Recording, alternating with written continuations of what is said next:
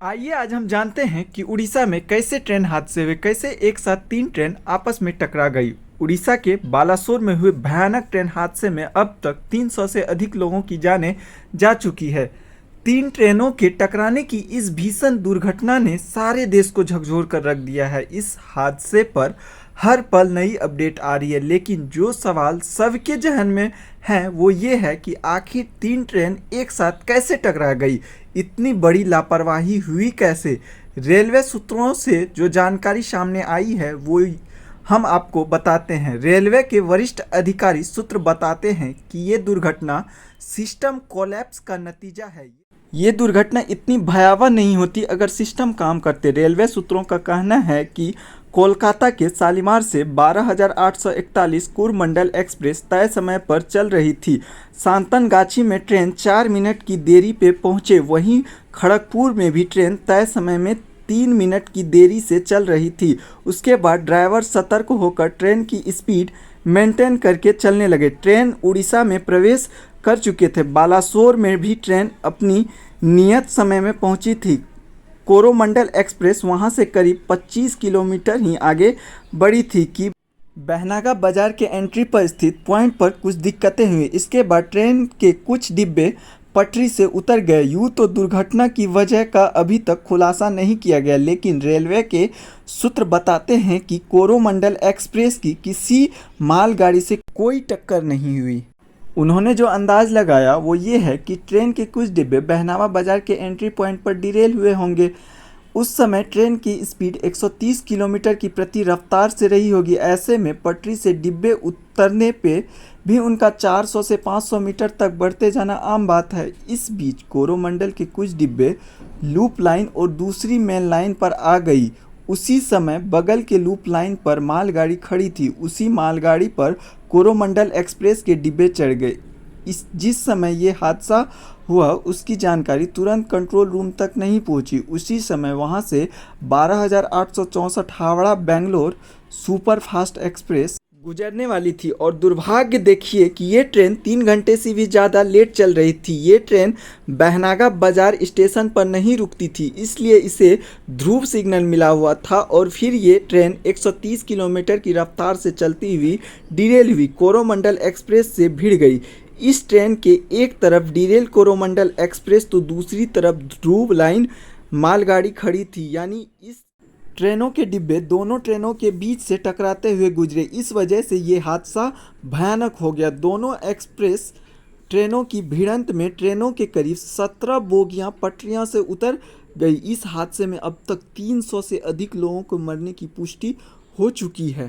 ये संख्या बढ़ भी सकती है क्योंकि हादसे में 1000 से अधिक लोग घायल बताए जा रहे हैं। रेस्क्यू ऑपरेशन जारी है। घटना स्थल पर नरेंद्र मोदी पहुंच चुके हैं। आइए जानते हैं उन्होंने क्या कहा। एक भयंकर हादसा हुआ। असह्य वेदना मैं अनुभव कर रहा हूं और अनेक राज्यों के नागरिक इस यात्रा में कुछ न कुछ उन्होंने गंवाया है। जिन लोगों ने अपना जीवन खोया है, ये बहुत बड़ा दर्दनाक और वेदना से भी परे मन को विचलित करने वाला। जिन परिवारजनों को इंजरी हुई है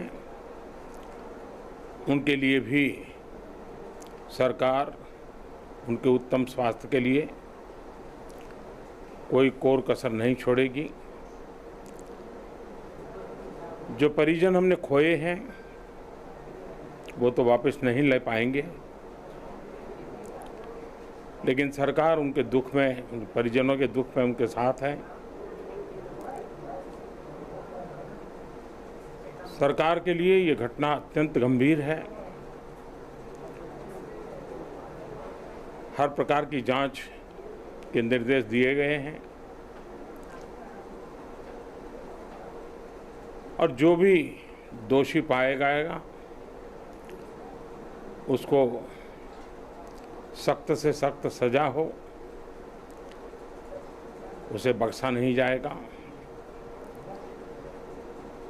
मैं उड़ीसा सरकार का भी, यहाँ के प्रशासन के सभी अधिकारियों का, जिन्होंने जिस तरह से इस परिस्थिति में अपने पास जो भी संसाधन थे लोगों की मदद करने का प्रयास किया, मैं यहाँ के नागरिकों का भी हृदय से अभिनंदन करता हूँ, क्योंकि उन्होंने इस संकट की घड़ी में, चाहे ब्लड डोनेशन का काम हो, चाहे रेस्क्यू ऑपरेशन में मदद की बात हो, जो भी उनसे बन पड़ता था करने का प्रयास किया है।